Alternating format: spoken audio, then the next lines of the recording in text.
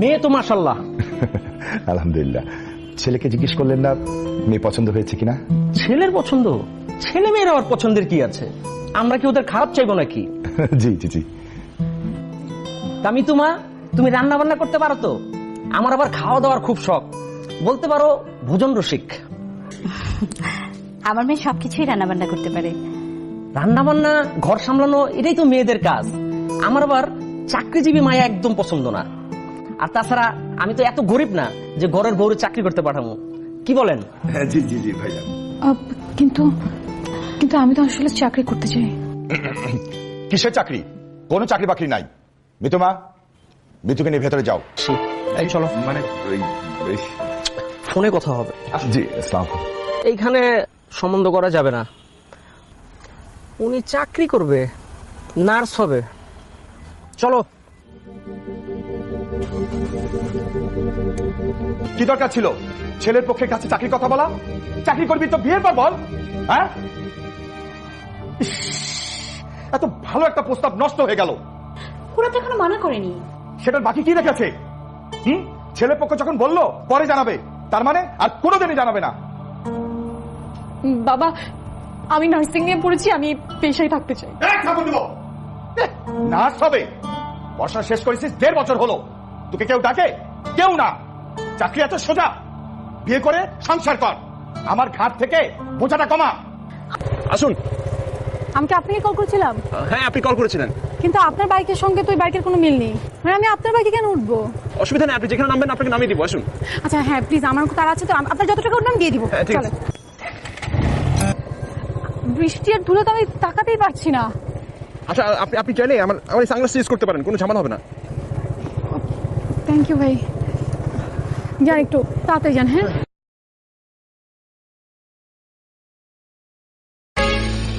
ইস, সানগ্লাসটা তো দিয়ে আসতে পারতাম। উফ, কি যে ভয় করছে।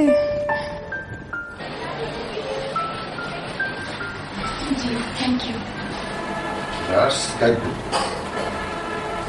এটাই না চিন্তা, আমাদের প্রশ্ন শুনে গাইড দেখেছি।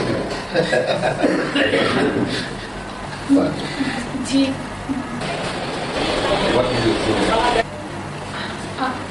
আমার নাম হচ্ছে, ইংলিশে না মানে আমার নিজের নামটাও বলে গেল।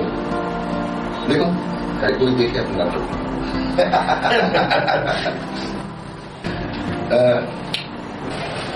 আপনার হাসতে প্লিজ, আপনি হাসতে পারেন, আপনাকে জানাবো প্লিজ। বাইকটা এখানে রাখা যাবে না, বাইকটা নিয়ে যান। ভাই, ওই যে 5 মিনিট লাগবে মনে হয়। এখানে পার্ক নাই, আমাদের গাড়ি ঢুকবে, বাইকটা নিয়ে যান। আচ্ছা ঠিক আছে, ঠিক আছে, ওকে।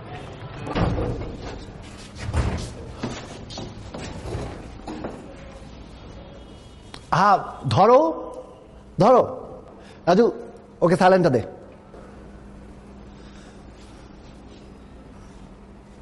কি খুঁজো? ইউনিফর্ম। রাজু, ওকে একটা ইউনিফর্ম দে। এরপর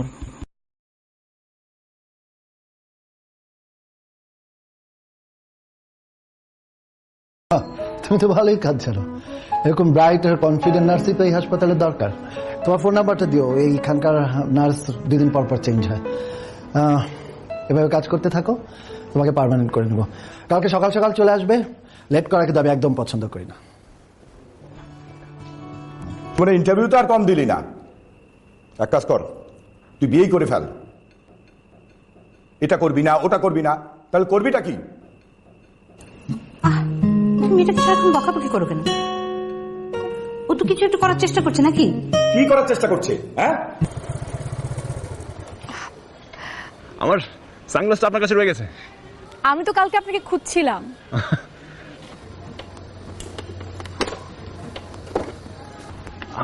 আপনি, আপনার বাবা আর আপনি না আমাকে সেদিন অপমান করে গেলেন, আবার কেন এসেছেন অপমান করতে?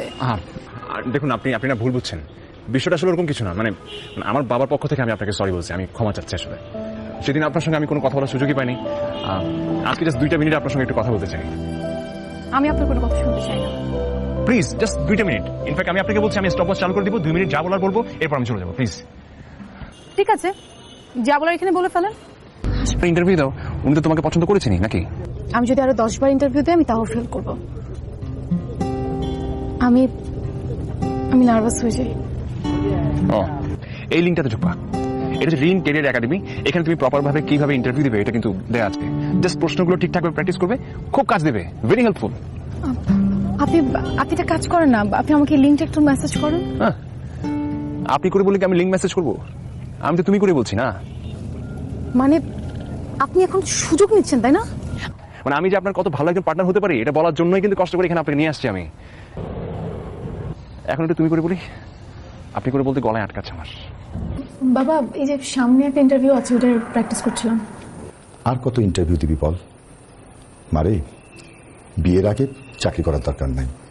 মেয়েদের জীবনে বিয়েটাই হচ্ছে আসল, চাকরিটা না।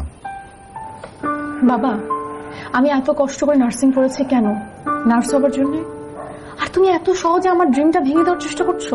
যে পায়ে দাঁড়াবো তারপর বিয়ে করব, তারপরে তুমি কেন আমাকে ফোর্স করছো? মারে, তোকে যদি আমি ঠিকঠাক মতো বিয়ে না করাতে পারি তাহলে আমি এই সমাজে মুখ দেখাবো কি করে বল মা? আর বাবার মুখের দিকে তাকিয়ে হলেও বিয়েটা করে ফেল, আমাকে একটু শান্তি দে। তুই আমার কথাটা ভেবে দেখিস মা। এরপর বলেন। আমাকে না ওই হসপিটাল থেকে ফোন করেছিল। ওই যে ডক্টরের কথা বলেছি না, সেই ডক্টরটা 2-3 প্রায় 10 বারের মতো ফোন করেছে। তো ফোন ধরো না কেন? ফোন ধরো। ফোন ধরে কি বলবো যে আমি নার্সের জন্য ভাইবা দিয়েছি, আমি ফেল করেছি, আর আপনি ভুল করে আমাকে ওই হসপিটালের নার্স মনে করেছেন, এইটা বলবো? শোনো, মনের কথা মুখে বলতে হয়, নাহলে ধরা খায় মানুষ। রবিন, সব কথা মুখে বলা যায় না। তুমি ওই ডাক্তার সাহেবের সাথে কথা বলো। আমি সবকিছু মুখে বলতে পারি না রবিন। কিছু কিছু কথা মুখে বলতে হয়। এই যে তুমি তো বলছো আমি তোমাকে পছন্দ করি, তোমাকে লাভ করি, এই জন্যই তো তুমি টাকা মাত্র দৌড় দিয়ে বাইক নিয়ে চলে আসে। এখন আমি যদি বাসায় বাঁকা হয়ে শুয়ে থাকতাম তুমি কি বুঝতে পারতে তোমার জন্য আমার কতটা কষ্ট হয়? হ্যাঁ বলো, মুখে বলতে হবে না ব্যাপারটা। তুমি যে রিন ক্যারিয়ার একাডেমির সাইটটাতে ব্রাউজ করেছিলে? হ্যাঁ জানো, আমি না কয়েকবার প্র্যাকটিসও করেছি। আর আমার কেন যদি মনে হয় এখন আমি পারবো। তাই ঠিক আছে, তাহলে দেখি তো তুমি কেমন পারবে। আমাকে ফেস করো। এরকম লজ্জা পেলে হবে? ইন্টারভিউ বোর্ডে যদি এরকম লজ্জা পাও, ইন্টারভিউ মাথায় উঠবে স্ট্রেট। এই যে চোখে চোখ রাখবা, ওনাদের বুঝতে হবে তুমি ভয় পাচ্ছ না, তুমি যথেষ্ট কনফিডেন্ট আছো।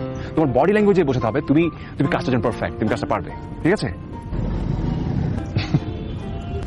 রবিন, আমার কেন জানি মনে হয় আমি এখন পারবো। That's it, now let face them.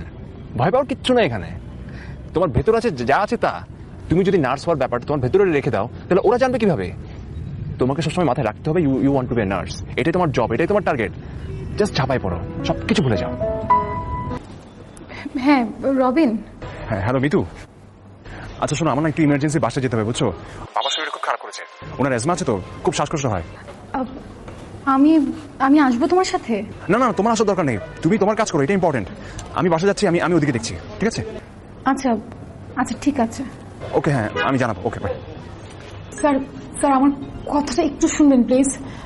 Sir আসলে আমি না এই হসপিটালের নার্স না। তাহলে কোন হসপিটালের নার্স? স্যার হয়েছে কি, ওই দিন আমি এখানে ইন্টারভিউ দিতে এসেছিলাম আর বোর্ড আমাকে সিলেক্ট করেনি। তখন বের হয়ে যাবার সময় আপনি আমাকে ডেকে নেন। আপনার মনে হয়েছিল যে আমি হসপিটালের নার্স, কিন্তু স্যার সত্যি কথা বলতে আমি না আবার ইন্টারভিউটা দিতে চাই। আপনি যদি আমাকে একটু সুযোগ করে দিতেন। তুমি তো কাজে ফাঁকি দাও, তোমাকে ডিউটিতে রাখা যাবে না। স্যার আমার তো চাকরিটাই হয়নি, আর আমি ডিউটি দিব কি করে? স্যার আপনি আমাকে ভুল করে সেদিন ডেকে নিয়েছিলেন, আমি তো নার্স না। আমি ভুল করেছি, আমি। স্যার না না, আমি ভুল করেছি, আমার ভুল হয়েছে। রিজভি স্যারকে বলো মিটিং রুমে আসতে, বলো আমি জরুরি ভাবে ডেকেছি। হ্যাঁ স্যার, আমি কি তাহলে যাব? Thank you sir.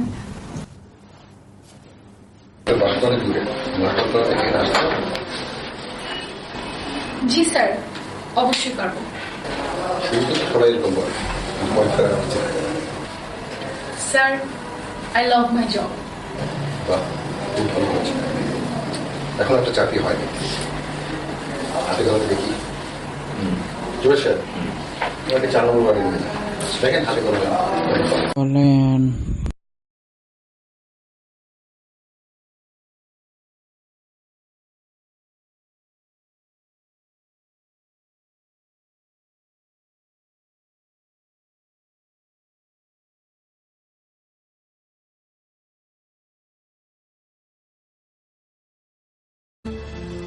এখন থেকে এই রোগীর দায়িত্ব তোমার, ভালো করে দেখে শুনে রাখবে। জি স্যার।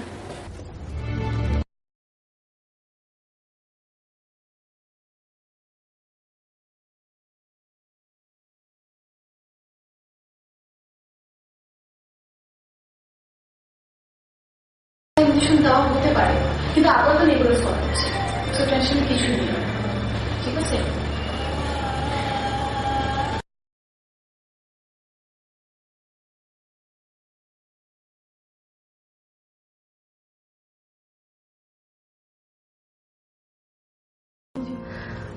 সেদিন বাসায় যাবে না? এই পেশাটা একটা মহৎ পেশা মা, তুমি কখনো এই পেশাটা ছাড়বে না, সব সময় মানুষের সেবা করে যাবে। আঙ্কেল প্লিজ, আপনার কথাগুলো নিষেধ, আপনি একটু ঘুমান, আপনি রেস্ট করুন এখন।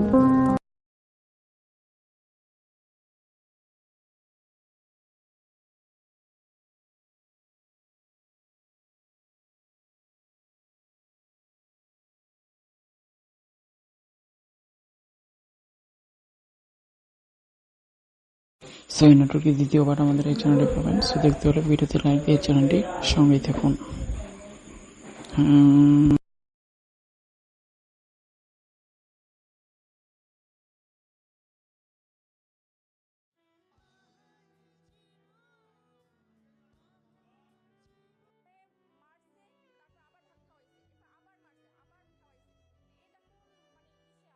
ঢাকা বিশ্ববিদ্যালয়ের শিক্ষার্থীরা মাসুদ কামাল তোফাজ্জলকে পিটিয়ে নির্মমভাবে হত্যা করেছে, এমন নির্দয় খুনের ঘটনার প্রতিবাদ জানাচ্ছেন সারা দেশের মানুষ। বিষয়টি নিয়ে সরব হয়েছেন জনপ্রিয় অভিনেত্রী অপু বিশ্বাস। এক ফেসবুক স্ট্যাটাসে অপু বিশ্বাস লিখেছিলেন, মুগ্ধ, আবু সাইদ সহ যত ভাই শহীদ হয়েছেন, কারো রক্ত কখনো রাজপথ থেকে শুকায় নাই। শত শত ভাই এখনো হাসপাতালে, পা নাই, চোখ নাই, কতজন নিখোঁজ এখনো। আর আপনারাও আর একটা ভাতের হোটেল খুলে বসলেন, যেখানে পেট চুক্তি ভাত খাওয়াইয়া মানুষ পিটায় মারেন। ছাত্রদের ওপর রাস্তায় যে নির্যাতন দেখে গোটা দেশের মানুষ রাস্তায় নামছিল, রিকশাওয়ালা মামারা তাদের সারাদিনের উপার্জিত অর্থ দিয়ে আপনাদের পানি বিস্কুট কিনে খাইয়াইছিল। কিভাবে ক্ষমা করবেন নিজেকে, এত নির্দয়? তিনি আরো বলেন, যারা পাগল লোকটার হাতের ওপর লাঠি দিয়ে ওই লাঠি পাড়া দিয়ে ধরছেন, আপনারা ভাত খাবেন না ভাই? নিজের সামনে ভাতের থালা দেখলেই ওনার চেহারাটা মনে পড়বে না?